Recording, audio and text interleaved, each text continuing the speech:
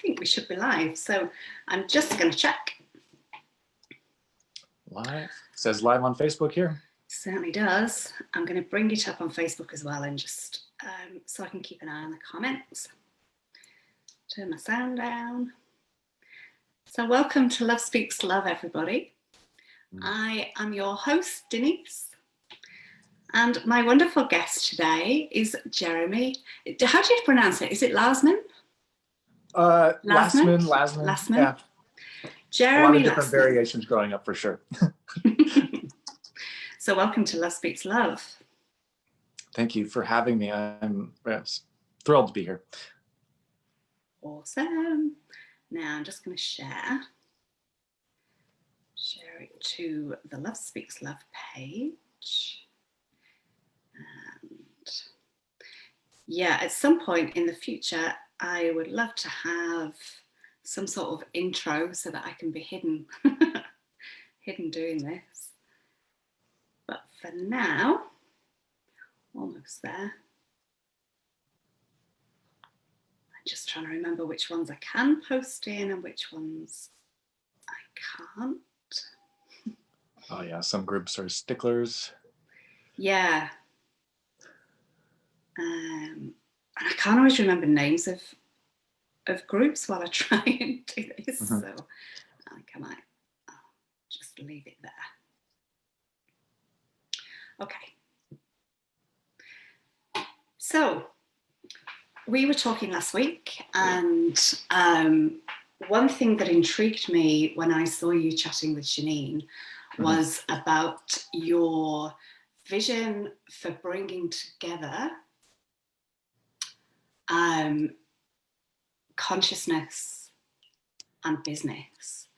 Yes. And I'm going to ask you about that in a second, but I'm just going to bring all of our hearts together first and just connect us all in this beautiful heart space, because one of my dreams is that everyone at some point, which I think is not too far off, will be working from the heart and making their decisions from the heart.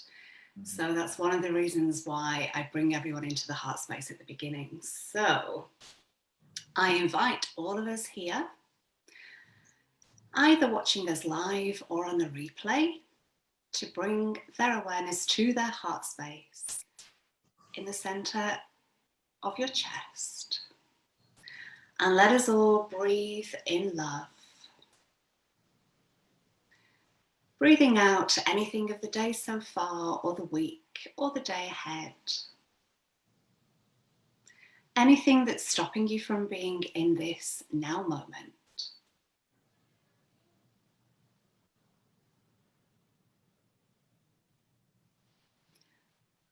And connecting our hearts, all of our hearts together. So connecting mine with yours, Jeremy, and with everybody watching, and also with those watching on the replay.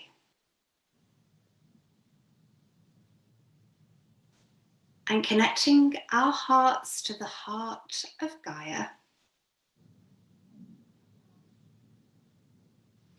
And as we do that, feeling Gaia's beautiful, loving energy returning to us. Feeling her love, her gratitude, and her recognition of each and every one of us. And her delight is the word that's coming through. And connecting our hearts to the New Earth templates that emanate out from the crystalline diamond heart of Gaia. Connecting with the crystalline grid of energy deep in the earth. And connecting our hearts now to the heart of the sun. And the heart of Source Creator. And let us, while we're all in that position, that beautiful energy of love, let us send love to all hearts on the planet. And getting a beautiful visual of a web of light and love being created all around the globe.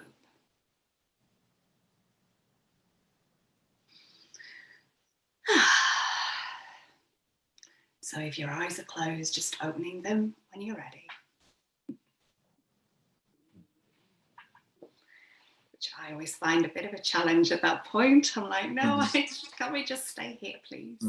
You have such a calm voice. Thank you. Thank you. So do you, actually. You'd be good at doing meditations as well. Do you lead meditations sometimes? Yeah. Yeah. Actually just finished up one that I'm really, really excited about. I did a collaboration with someone that did the music for it. Oh, were you like, was that recorded separately or together? Yeah. She took my voice track and then did music on top of that. Did you know what she was going to do? And do you love it? It's pretty amazing. Yeah, can't wait to share it. And what will you do? I'm asking this because this is something that I've put some meditations on YouTube, but I know it's something that I'm going to be doing more of, and with images as well. Yeah. So have you got images in mind, or will it be you as a visual? Right now it's just an audio track, but now that you mention it, that would be really cool to add some visuals to it. But since it's a meditation, it's eyes closed. So yeah. Yeah, interesting. Yeah. I would love for you to share. You've had such an interesting life. I don't know how old you are, and I'm not asking, but the things that you've achieved already in what is likely to be a relatively small amount of time is amazing. So I'd love for you to share something about your journey and how you kind of came to be doing what you're doing now. Where to start? I'm an old soul in a child's body. So I think the most succinct way to answer that is probably the opposite in terms of a very deeply enmeshed negative worldview brought me into the work that I'm doing. And I think that might be a lot for similar to a lot of healers out there, is the pains and the suffering that one goes through that allows the superpowers to arise. So for me, I was very, very, very shy and like anxious, neurotic, a lot going on up here, a lot of noise, perfectionism, just a lot of negativity that held me back. And at a certain point in awakening, it was like I've reached the edge of being my own worst enemy, and I want something new. And I think that was the birth of like my work, or being aware and awaken to what my work is. So what was your upbringing like? Was this something like the anxiety, was that something that was always with you as a child as well? Or was that more as an adult? No, it was definitely when I was younger. If we get out of the the comparisons and like trauma comparisons of like worst, like I leave that all, but it's, for me, the environment, the atmosphere wasn't necessarily a physical based pain in that kind of trauma, but very subtextual, very much what wasn't said, because the subtext of all of that negative energy, and then my empathy, my sensitivity, my sponging of it, that's where it really took it on that mental realm for me, if that makes sense. That was where a lot of my inner conflict was. I totally hear that. And I think for me as a child, without knowing, and I hope that in the future this isn't going to happen so much, but we didn't know about taking on other people's stuff. We didn't know about taking on other people's energy. So I would feel an emotion and just assume that it was mine. Yep. So yeah, I totally get you on that. Yeah. And so at school, how were you at school? Like, bright at school, doing well? Was that a bit of a push for yourself to kind of for approval? Mm, I definitely derive a lot of pleasure and purpose from pleasing my teachers, especially in elementary school. Um, feeling, getting that love and like I'm doing a good job and that kind of thing. Um, I really despised reading most of my life until I started to get into personal development. It always felt like I was being like almost robbed of my own thoughts in a sense. Like the reading felt like I was being forced to leave my Pisces like dreamer, uh, big dreamer world, and I was being forced into someone else's words, and I that felt it just ignited my rebelliousness, and I hated reading because of that. Um, and so any standardized test, I wouldn't read any of the things, so all my scores were always low in that section. Um, and I really loved learning in elementary school. But once I got into middle school and public school and a desk, that's when my passion the knob went down to zero because it just drained everything out of me and I started to hate it. Um, but to answer your question, I was the gifted underachiever. So they knew that I was bright, but I just didn't try. I didn't put anything in. I was all about like, no, I'm not into this. I feel not connected, and I'm just going to do the bare minimum. And that's how I used my intelligence, was efficiency.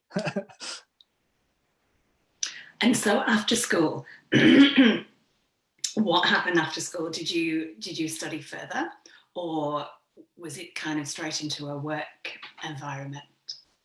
You mean like after college or like after school? Actually, yeah, after um, like kind of university, did you like Oh yeah. study in that way? Yeah. So I got my job at SpaceX right after high school. So I was working part time during all of college. And it was that further kind of like, I'm here, but I'm not really here in school. I'd rather be doing what I enjoy. It was technology, it was rockets, it was all this awesome stuff. So I literally was still living in that people pleaser, going to school just to appease my parents. Like, you tell me I need to go, okay, I'll do it. I'm a good child. Like, but my heart wasn't in it. I wasn't present. It I For whatever reason I was resisting and just very cynical of everything. That was that negative worldview I said, and so my mind was definitely in other things, and that's where I had a part-time job during all of college. So tell me more about that. That's really intriguing. How did you come across that job? And was it something you kind of fell into, or was it a dream for a long time? And did you get into rockets and space stuff when you were there, or was that already pre-existing? Um, so my dad actually was a engineer designer for SpaceX, and so he got my foot in the door just like to get into the environment. And then I started talking passion and technology with the CIO, the Chief Information Officer. Um, and he was looking for an assistant, someone that he could pass off the menial tasks to and offload and delegate. And he saw enormous potential in me. He saw that I was very quick at teaching myself things, at learning, and just I could execute what he needed. And so he gave me the opportunity. And so it was like that first test, was, could I handle it? Could I do it? And then as I started to kick ass, then I started to get more responsibilities. And it was first in IT, so computers, servers, that realm. And then as I grew in the organization, I started to kind of span into the marketing department and do videos and things like that. And so I kind of was in both. Mm-hmm. And how many years were you there for? Oh, 7 years, Wow. maybe And 8 years. what made you leave? Because that just sounds Uh, like something that you could stay at for yeah, decades. no. And this is the interesting thing is like, I probably could have, but the universe had something else for me because I needed to step into my own creativity, my own work in that sense. So I was let go because when I was there, it was a startup. And so in a startup atmosphere, it's kind of different. Everyone's wearing a lot of different hats. And so that's kind of how I was. I was like a utility. And then as they grew, they found specialized people for each of those hats that I was wearing. Yeah. And so they didn't see what they could do with me. But there was like a natural transition because I was ready for the next phase of my life. So of course, no hard feelings. They're still one of my favorite companies, and I still feel a part of it.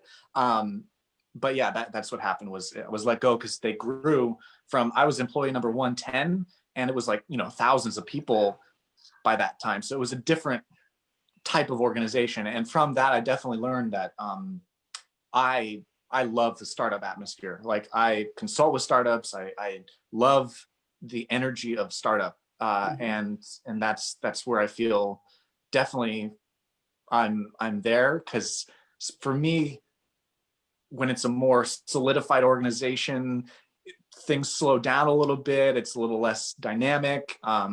So yeah, I learned a lot, and that's kind of how it went. Yeah. And then what came next? Now, what came next was the introspection,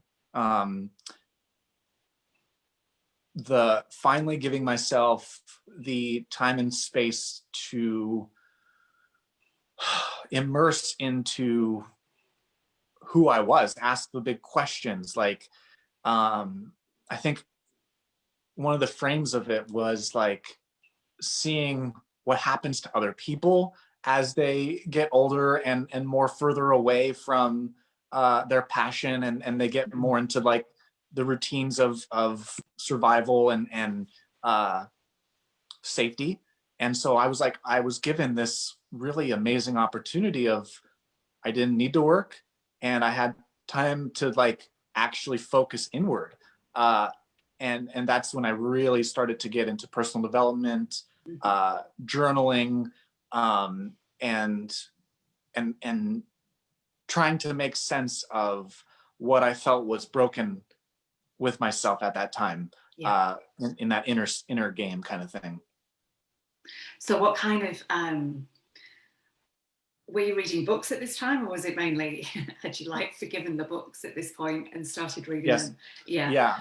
I think it was around the end of college. So 2012, yeah, around that time, that I decided like, okay, no more hatred of reading. And I literally, this is me, like the mechanics. I love mechanics, and that's how I learn. The first book I read after I kind of dove into the liberal arts of like the trivium kind of learning. I don't know if people know what that is, but the first book I read was How to Read a Book. That, because I wanted to know like, what is the best way to do it? Like how do you soak in information? How do you read fast? How do you do all that so that I could actually get into it? And then that like kicked it off, like, oh, okay. Like I don't need to be perfect. I don't need to remember every single word of a book. And I had that perfectionism, and like was what was holding me back from actually loving it. Was I just let loose, and I was like, let the words soak into me. I'm not doing extra work. And that's when it started to get fun. And from there, just more books and things like that. Are you intending to write any books? Yes, I have actually written one that is at a pretty far stage of editing that I'm actually using it for one of my courses as lessons, but it's an ebook. And Yeah. then I'm in the process of writing another one. I just finished the manuscript actually a few weeks ago, and it's has to do with connecting personal development and my love for professional wrestling and what it taught me about the meaning of life. And I feel like that's going to be a fun one. I'd love to hear about, because you said about the book relating to a course that you're doing. I'd love to hear about that, like what that course is, what you've been offering there. Yes. So ever since what we talked about, where I've been doing the journaling and the evolving and really connecting with that soul level work, it's iterated and evolved, but at its highest place right now, it's called imagination technology. This is my invention. It stands on the shoulders of what I feel Einstein was doing with his work. We share the same birthday, so I feel a soul connection to him.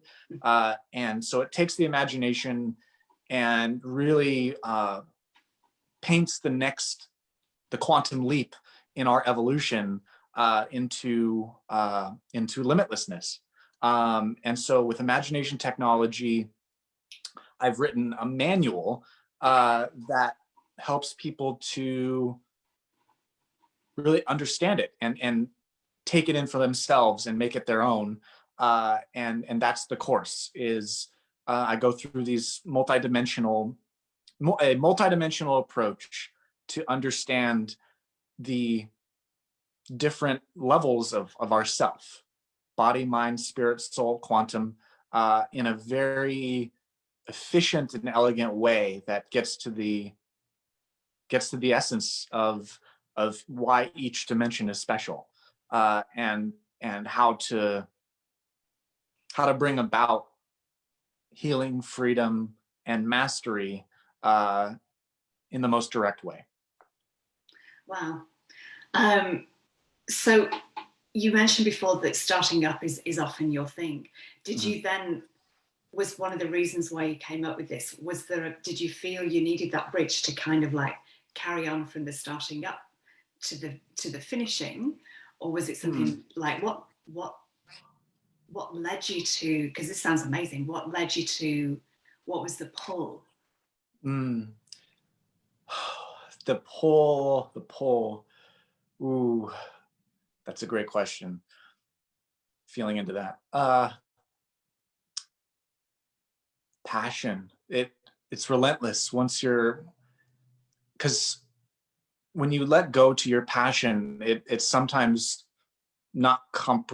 it's incomprehensible to the human mind. It's like you're just following something, a calling, and you don't necessarily know where it's going to go.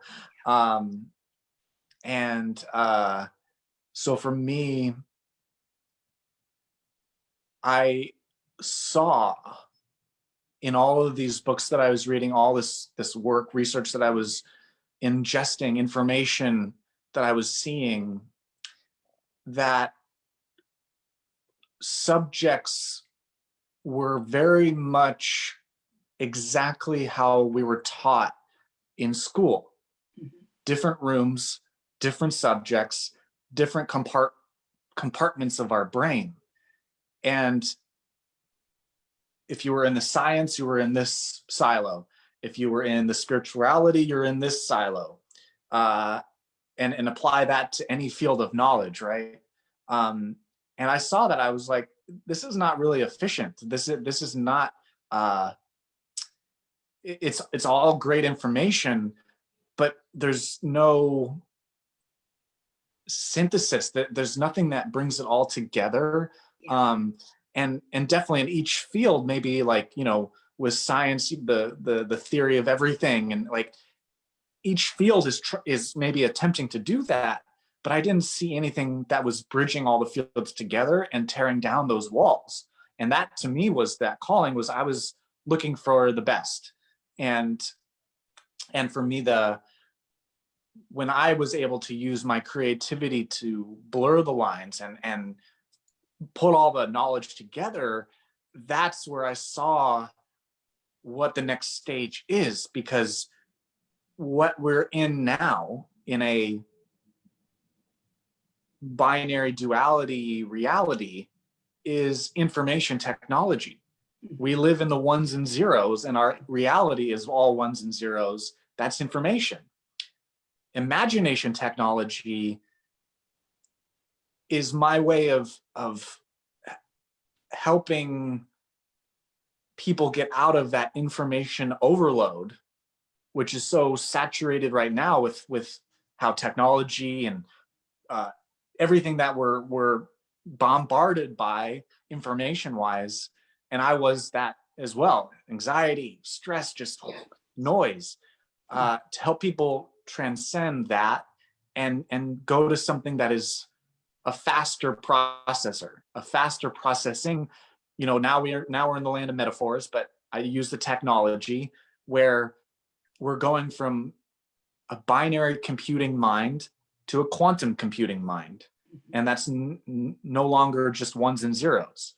And that to me was the fusion, or the where I was spending those years trying to figure out this calculations, these computations, this processing, as we call it in the spiritual context. But it was just a relentless, unyielding striving for perfection and artistry, the masterpiece kind of calling.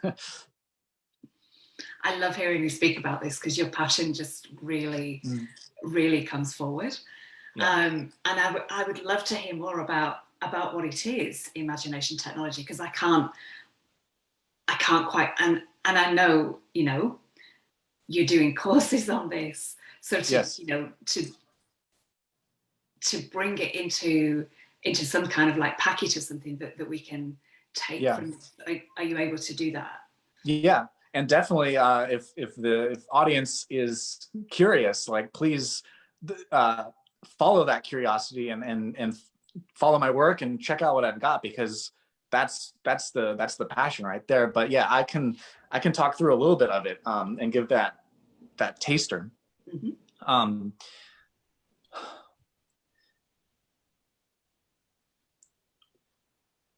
What I kind of express here on a big picture level, because I think we're all aware that we are in a body, that we have a body, or in that sense. And so the body has systems, right? Circulatory system, blood, muscles, like nervous system. Like our body has systems, right? And then our mind, our mental layer, our emotions, like those are programs and conditioning and logic and thoughts, emotions, feelings, all of that. So what I call, in a big picture sense, with imagination technology, is instead of looking at these things as separate, I look at them as one flow of information, like bi-directional, and a communication link, body, mind, spirit, soul, quantum, whatever you want to call it, imagination, like as a bi-directional flow of energy that goes from physical to metaphysical to non-physical, metaphysical to physical. One flow of imagination technology. And when you break it down like that, 3D being the body, 4D being the mind and time, and 5D being the imagination, the soul, the quantum self, it allows a new leverage, because you start to subtract all the inefficiencies instead of adding more information.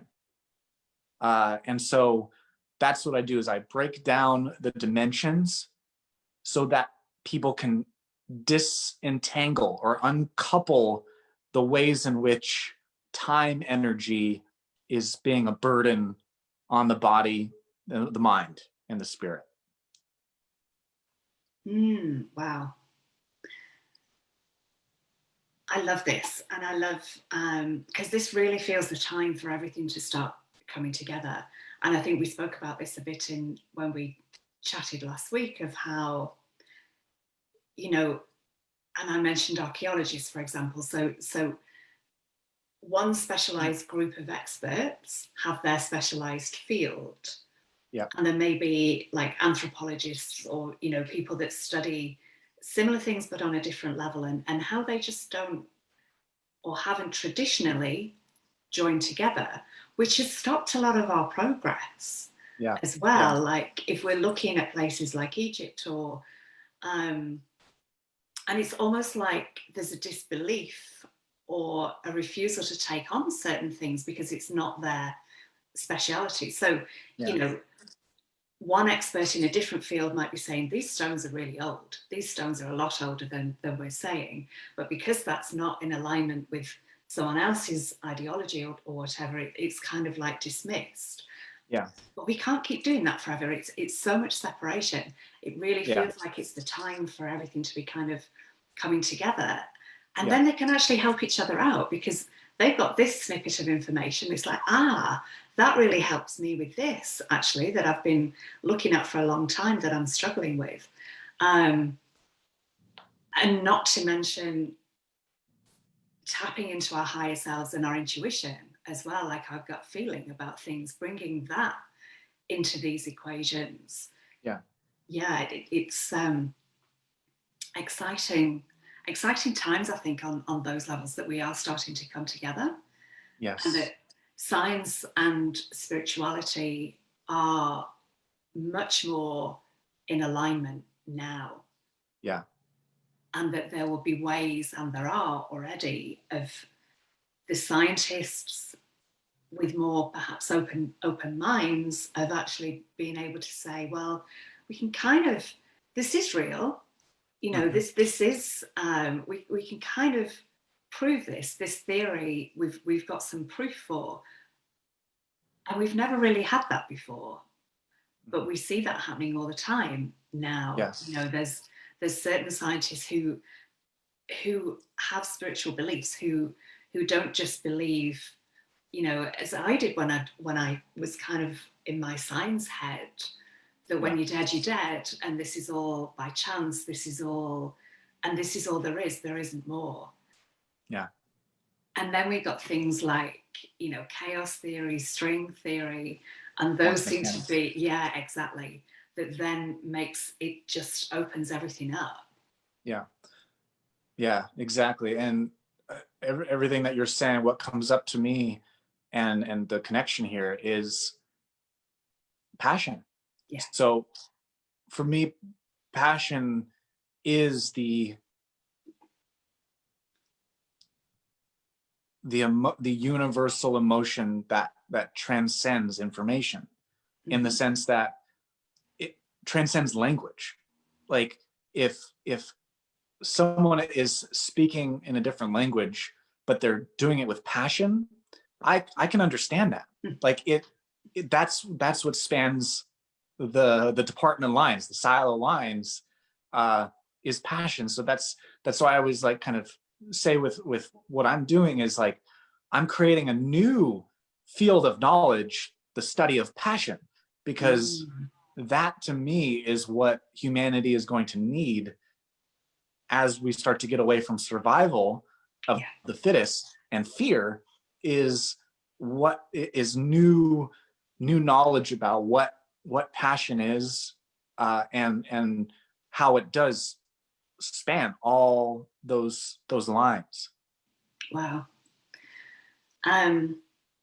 So the imagination technology, you've been doing work.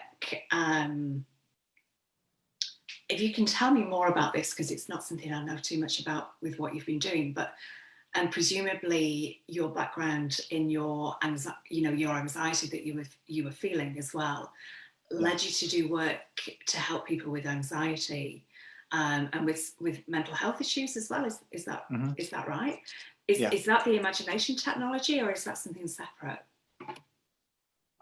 It is, like I said, it's been evolving and iterating as I've grown with it, because I'm all about innovation. So I'm always trying to make things better and find what works. But early on, and this was a few years after SpaceX, I took my first leap on one of my ideas, which was the core mission behind it was to empower mental health, Yeah. And utilizing some of the things that would later become imagination technology. But it was really a experiment into the power of entertainment. And we created a comic book franchise called MANIA that was all about the clashing of psychology and technology, producing unforeseen consequences on people, and what. So we were asking a lot of these questions about what really is possible when a mental illness is looked at as a gift, as a potential, instead of as a negative. And it was controversial, to say the least, in terms of what we were doing. And I think I told this on another interview, but it's like, for me, even doing that was a huge leap. It was a risk. It was something completely new, an investment of everything. But I was still hiding behind the art, and and it didn't take off like we wanted it to. But again, it was further push for me to step in front of the spotlight instead of being behind the scenes. And that's what I learned from that, was like, yes, I could try to put the message and everything and encode it into art, and then be over here not in the spotlight.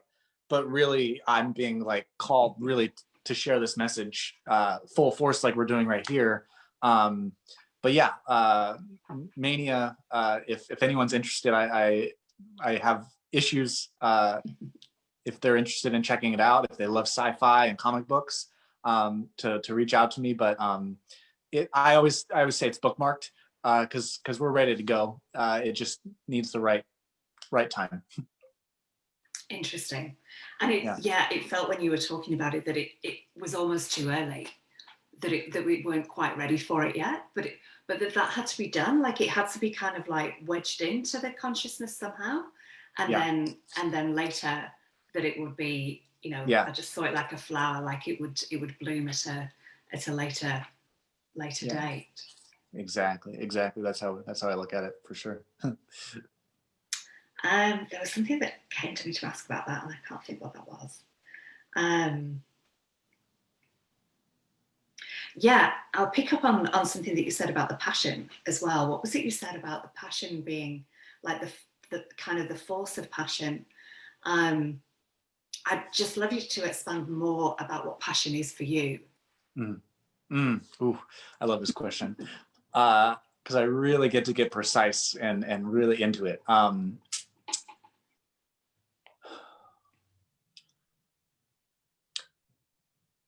So passion, before I dove into this for myself, was a very elusive and indescribable thing that I felt, I judged about myself, because I would grow up and get excited about this, and then lose excitement, get excited about this, and I felt maybe a judgment, or a pressure that something was wrong with me, because I was multi-passionate and bounced, and I like to do a lot of different things, and all of that. So once I embraced that about myself, I started to like, okay, so what is passion? And To me, when I look at it, passion actually is, if we look at, and I know a lot of your audience will understand oneness because we're in this wavelength together. Um, so we take oneness and then we look at the third dimension as that oneness being split into dualities, into our spectrum of experience, and our in the beauty of the contrast that we have here. So if we ride this duality back up to where that initial split is, where that initial split happens, and this is where it gets really volatile, that right, the energy right before the split, that is passion. Ooh. It spans physical and metaphysical. It's neither, it's not, you can't touch it. It's not physical in that sense. It's not tangible in that sense. And but we all know it. We all know it. We all feel it. We all see it. So that's why it's right at that edge of the physical metaphysical manifestation, right before the particle splits into duality. We have to ride that all the way up, and that's why it's the most volatile substance for humans. And fire, it's hot, Yeah. and fire. That's passion to me. That's where I see it. That's where I feel it and explain it. Yeah. I love that, and I love how your mind works, that you got to that point as well. Yeah, that's really interesting. And you just take passion as being passion. I haven't ever really analysed passion in that way, but I love what you say. Yeah. Where this is just the way my mind works. Where do you think passion resides in the body, or where do you feel it in the body? Oh. And I'm not saying there's a right or wrong answer to Yeah. this. I think it's like I think it matches with the sacral chakra, if I'm remembering it. I'm not an expert at the chakras, but I definitely feel it in the stomach, the power and the creativity. Like Yeah. that's where it is for me, I think. And I feel the energy for it is probably base chakra. It's almost Yeah. like the energy comes up from base to fire it. And heart. Yeah. It's so singular that it's hard to pinpoint in terms of like a bodily position. But yeah, since passion is the energy closest to the split, it is energy. So we can feel it in the whole flow. Yeah. And yeah, what I was going to pick up on before I remembered was about the stepping up at the moment, because so many of us are being called.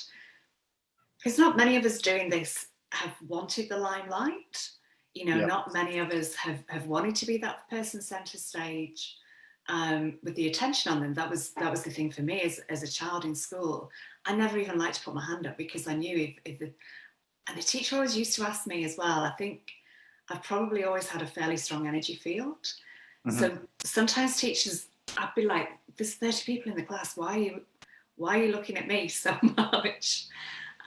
So I knew that I would often, like, if I put my hand up, there was a good chance that I would be called on, and then everyone would look at me, and I didn't like being in that position. And I guess the more we do these kinds of things, the easier it gets. And it's also pushing us beyond our comfort zone as well, which is where the magic happens. But yeah, I totally hear you on that it's time for so many of us to step up and be seen. And it also inspires other people then to do the same. Since I started stepping up, which was more kind of 2018, January 1st. So it was an 11 year, and it was the 1st of January. So it was 1-1-1-1. I think I may have put some videos on YouTube before that point, some meditations, but that was a real, oh, there's 11 people just watching. Just I just saw the 11 on the screen there, as well as I talk about 11s. Yeah, that was a bit of a push for me. And also 11 is about collaboration. So this isn't really the time necessarily for doing it alone. We have to do our own thing, but it's so much about collaboration and coming together in ways that we've never come together before as humans. Yes, yes, yes. Yes, I couldn't agree more. And the funny thing that came up is like, to avoid the spotlight or like being called growing up, like that's where I mastered invisibility. Tell me more on that one. Yeah, I think again, to stay under the radar and to avoid the spotlight, to avoid attention, the efficiency was like, how can I not be seen? What can I do to like not be seen and to avoid it, hide. Was that like getting into practices of, almost like wearing an invisibility shield or something? Because people try that. If they're at a party or something and they're like, I don't want to be seen, I'm just going to make myself invisible. And then they're sitting on a couch and someone sits on top of them. It's like, oh, okay, it worked a little bit too well. Yeah. I don't think, mine wasn't in terms of like a symbol like that. It was more just like a commanding. It was like an early way that I had a martial art of like being so quick and so, shifty in that way. I don't know. I like that. I also got an image of an octopus. You know how an octopus changes its, to kind of merge with the background. Yeah. I wrote chameleon as well. Yeah.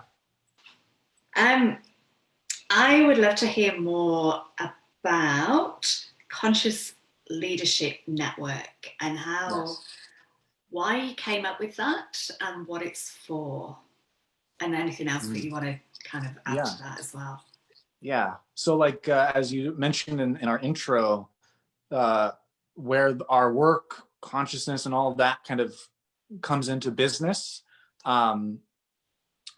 So actually, this all beautifully connects to passion, because if we were to apply passion to the duality of our big picture self, we've got work and play. Like those are like, in terms of lifestyle and professional and personal, right? Work and play were always like separate in like that old school thinking, right? Like work was work, and when we're done with work, then we got play. That didn't resonate with me at all. And especially growing up and using wrestling as my like escape, but also my barometer for what passion is and what that lifestyle is, to live your passion. So taking that in, where does work and play come together as one energy? That to me is passion. Work and play is passion coming together, and it's one unified energy where you can't really tell the difference anymore. And that's kind of uncomfortable for people, but the ones that are on that want to ride that fun, that's where the magic is, as you mentioned before. So when we tear down the walls between work and play, it revolutionizes how business functions. Competition is no longer real, but it can exist. It's more about collaboration, as you said, and mission, purpose, all take on a more playful, lighter energy. And so the Conscious Leadership Network came about as a collaboration with a few other brilliant individuals. They might be watching this, where and I'll just speak to my experience, but being a loner, rebel, outside the box person, I've always felt a little bit distant from community. Uh, it felt like extra work. It felt like a chore. I didn't. It felt forced, and I didn't need it as a lone wolf.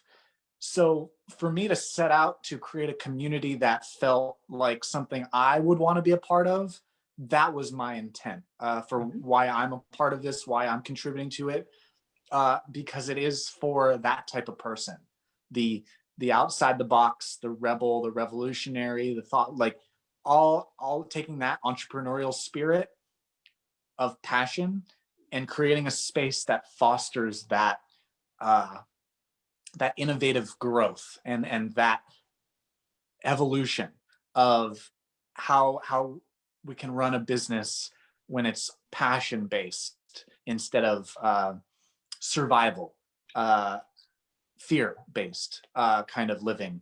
And so, yeah, the Conscious Leadership Network is an electrified new community off of Facebook, clean space, where we've got a lot of exciting things coming up, and ways that we're going to have the community involved.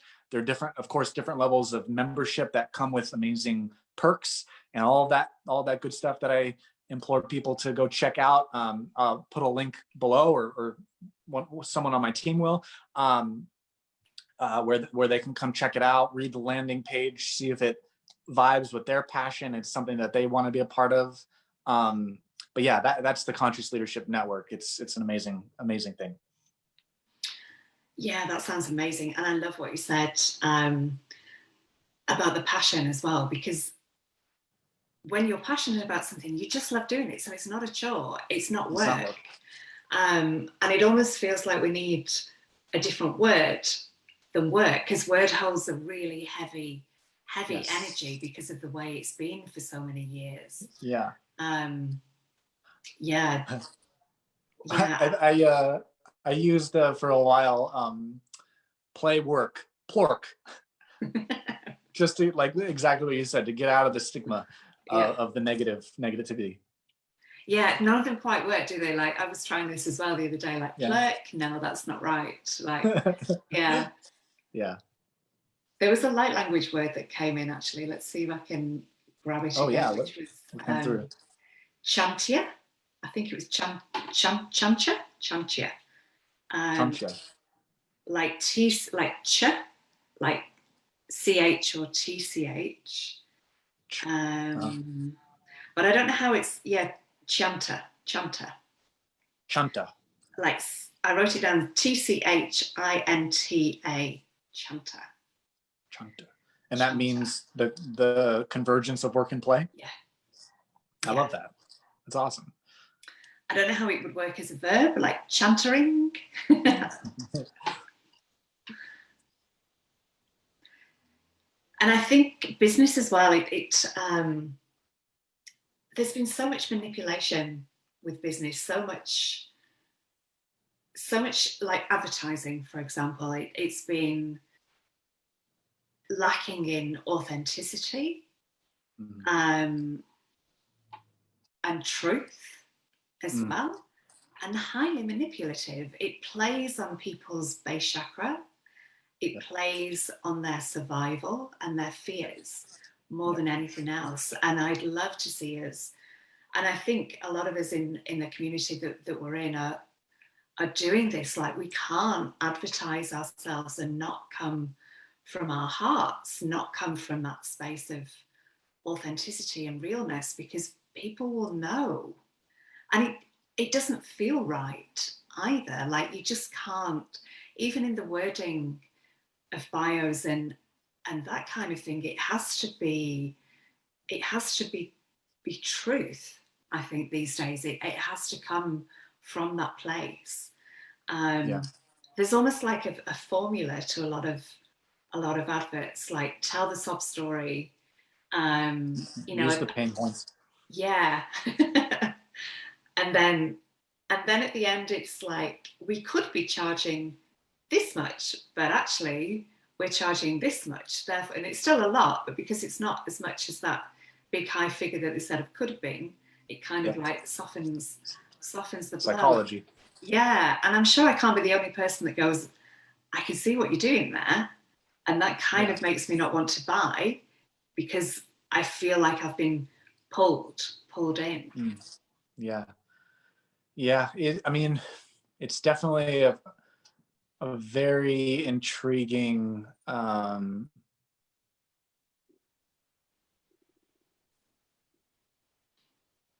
dynamic. I mean, I think it's like what you said, the intent, the authenticity, because all of that stuff could be used in a conscious way, if it's coming from a purpose-driven, heart-centered way. You can use some of that psychology and still make it heart-based. But if it is coming from that like profit first mentality, then you do feel the ickiness of it. But the more I think one looks at sales as a service, and it's heart-based, and you truly believe that what you're selling and it has value, and that you stand by that, then it'll be felt, and it'll be seen and heard. But if you're just using psychology to kind of like drive the profit, I think we're becoming way more sensitive to that, and those old systems are gonna fall away evolutionarily, as in not work anymore. I feel like that's what's kind of crumbling right now. Yeah, I don't know if you're aware of Mind Valley. Yes. Yeah, so one of his adverts came on, and I loved it. Like I listened the whole way through, because I could feel his heart in there. Yes. And he's trying to sell me something, but not in that same way. Like there was just a realness to it, and a true kind of authenticity. Exactly. Oh yeah, they're beautiful at what they do, and they put a lot of art into it, and heart and heart. Yeah.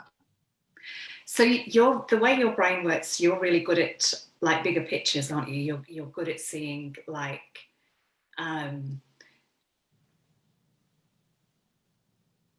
don't know how to put that into words, but I can see why you chose this as kind of your baby as well, and why the universe chose you for this as your baby. Yes. I love that.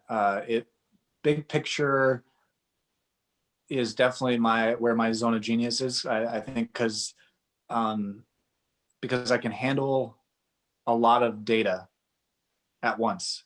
And so I laugh too, because in a lot of my videos, and the way that I use my big picture paintbrush, is like, especially when I'm like talking history and like painting context, I very much like, I don't know a lot of details, but I just paint a really big stroke, and I just laugh at how people see things, like, because there are details, dates, and things that I'm just like, I don't really keep track of that stuff.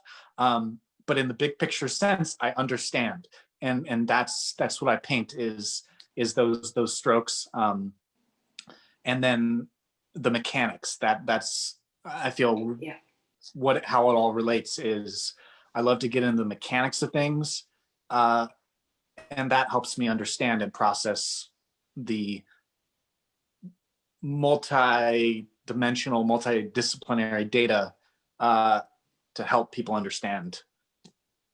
That's awesome. So that must be a real left brain, right brain balance. So the right brain is your vision, the bigger picture, and the left brain is the mechanics. Because a lot of people will have the ideas, but they can't necessarily bring the functionality in. But it sounds like you've really got both there, which is awesome. And that's where Einstein was there too. Einstein, Da Vinci, Yeah, it's where the hemispheres work together. That's where the, oof, yes, that's where I think imagination technology really helps people too, is tear down the separation between the hemispheres.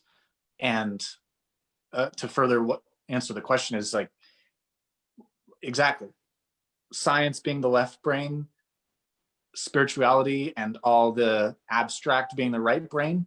It's philosophy that is the bridge. Philosophy is the convergence, because it's the way we use words to connect the physical and the metaphysics together.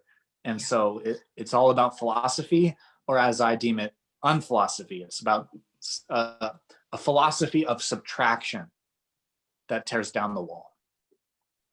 Amazing. This is just dropped in to ask you. I'm just curious about this. Do you have any ideas about the monetary system and where that could go? The monetary system. Well, we're already seeing crypto and ether-based systems. Like, I think I heard, which company was it? They just bought a bunch of Bitcoin, like a really well-known company. They put like 10 million of Bitcoin on their books or something like that. I can't remember, was it Lyft or Uber or anyways. The big picture way that I paint this bridge is, I go to the Star Trek in our future. I go to Star Trek, where abundance allows us to basically create, like, materialize anything that we want out of nothing. Yeah. That's future, like, technology, right? Mm-hmm. And so that really puts into question value if we can just materialize a piece of gold out of nothing, right? Because there's no scarcity in a completely abundant universe, which is the limitlessness here. Yeah.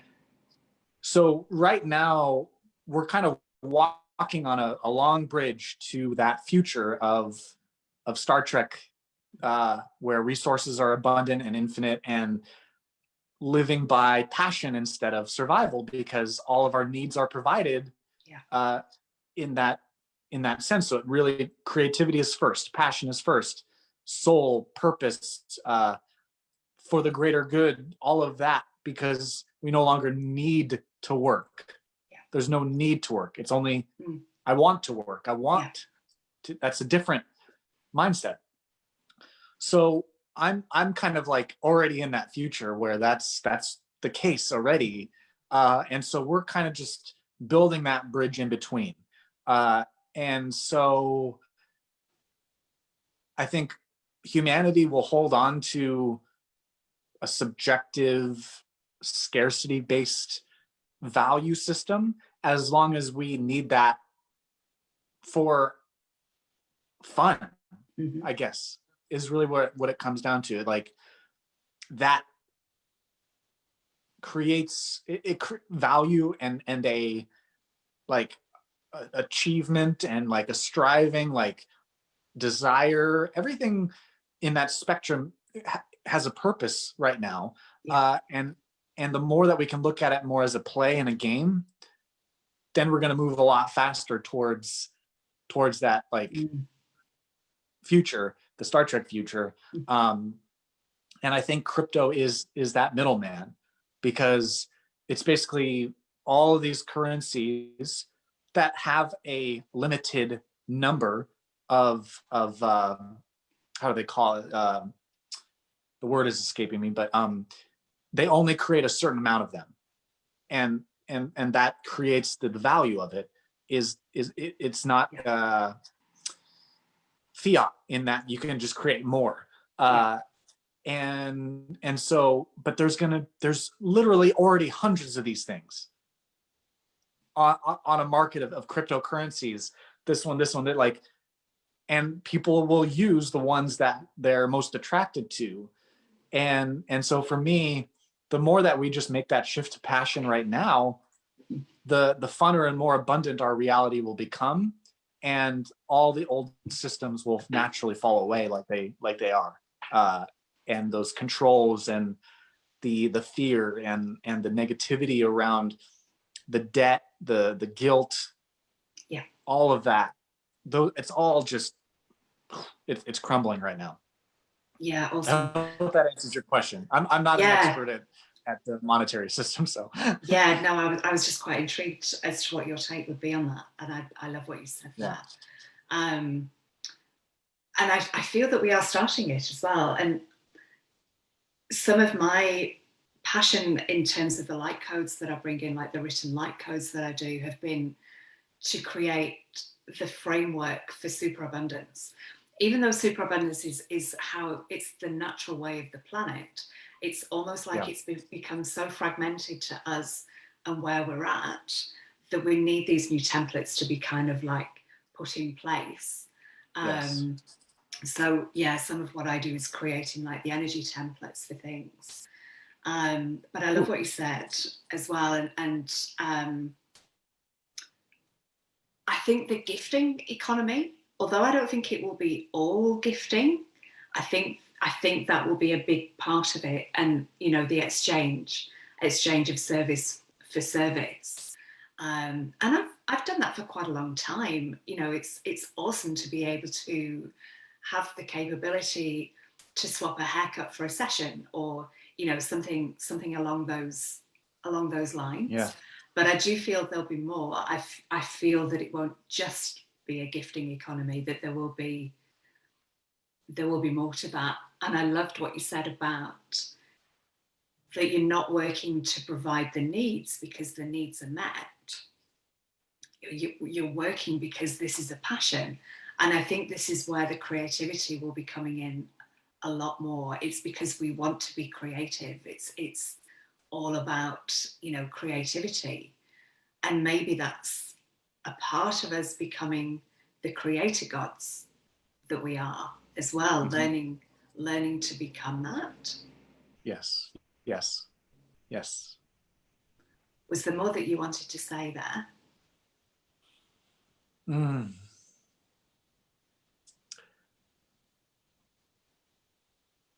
Well, no.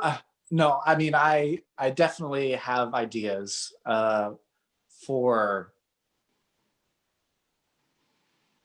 like a cryptocurrency and how it all relates to my visions and all of that. But it's like too early. But it definitely is all around passion to me.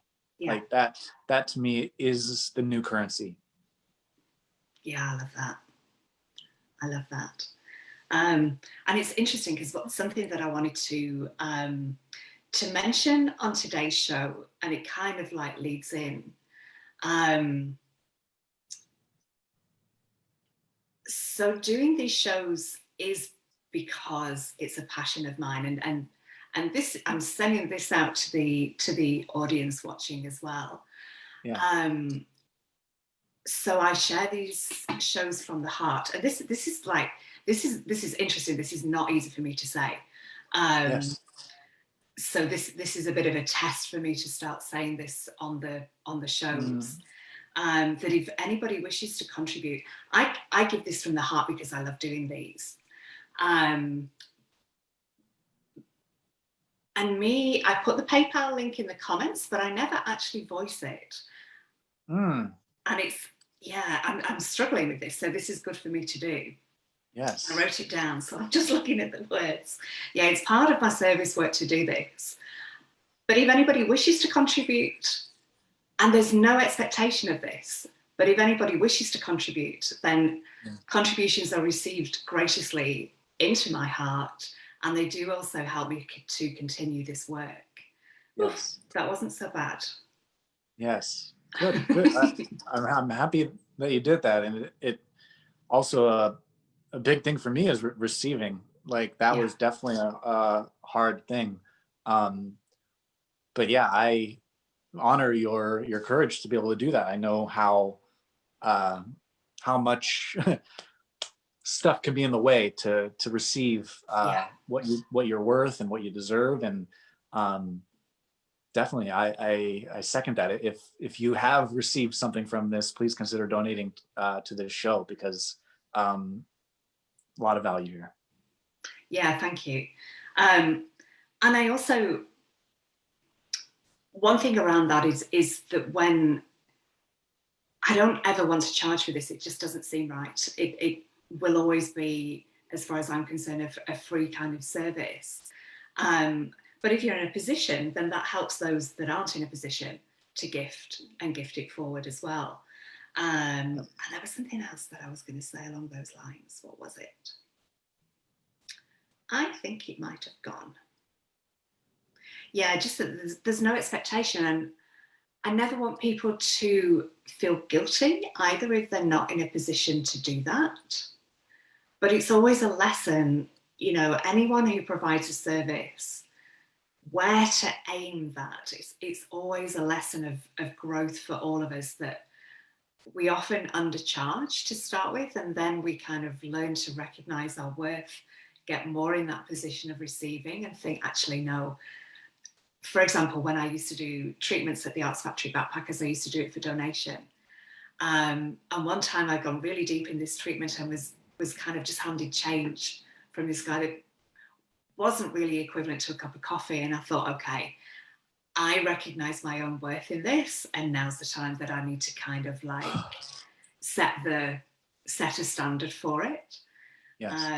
Yeah, and I honor you for what you said about receiving as well, because that is huge for so many of us to learn to receive. We're often big-hearted people who like to give, but when we keep giving and giving, we get depleted. So, you know, there has to be a level of receiving.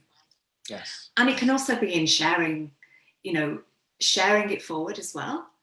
Yeah. And I've started to see people's thank yous in the comments as gold. Like, that is real gold as well. And feeling that gold entering my body, because the gratitude is a huge part of that. So I welcome it on all levels. Mm-hmm. And thank you for your lovely comments. Yeah. And thank you, Jeremy. It's been, is there anything more that, YouTube channel, what's your YouTube channel, and how can people get hold of you? And what have you got coming up? Yes, so if this is on Facebook, they can just go to my profile, and I've got all my links in my profile to all my pages. It's usually just Jeremy A. Lasman on all the main ones, or just reach out to me. And then I will, if it already hasn't been pasted, I will post the link to the Conscious Leadership Network in the comments. And yeah, jeremylasman.com. I need to update a few things, but they can find some goodies there. And yeah, I mean, did we get any questions? If there was any audience questions, I have a few minutes if you do. If not, that's all right too. Sure thing. Now, there's quite a few comments. Wonderful. Thank you, everyone. Amber Sheets has written in the Join Jeremy in the Conscious Leadership Network here. So yes, that is there. Awesome. And I'll just give it a moment as well, because now that you've said about comments, we might get some, and there's like a 20-second delay. I will put this on YouTube. The YouTube channel is Inner Peace with Denise. And if anybody feels to subscribe to that, if you haven't done already, please do. I finally jumped over the 300 subscribers, but it's been a very slow process on YouTube. I know I'm still supposed to do it, but it's an interesting one, YouTube. I feel like it's all there as a resource, but it's been a very slow process of 300 is definitely amazing so far. Yeah, it's getting there. It's probably, I think that's over 3 years, so it's been about 100 a year, but it's exponentially increasing all the time. And sometimes when I can't get on Facebook and I go on YouTube, that gets me, it does mean that subscribers come to that as well. Yeah, I will definitely follow after. What was yours? It should just be Jeremy Lasman. If that doesn't pop up, then look at the link in my Facebook, and I don't have enough subscribers for custom link yet. But yeah, just search Jeremy Lasman. I should pop up. Yeah, brilliant. Thank you so much. This has been really lovely. It was amazing. Thank you for having me. Thank you. My Thank you. pleasure. And Yeah. thank you to everybody watching as well, either now or on the replay or on YouTube. And we will see you. Thursday, I have Ivania Bartholomew's at 12 o'clock UK time and Ali Ray at 8 p.m. UK time. And Thursday is the 22nd. So that's a bit of a special date as well. There's lots of twos in there. Alrighty, so I will stop the live stream. Thank you all. Bye. Bye, everyone.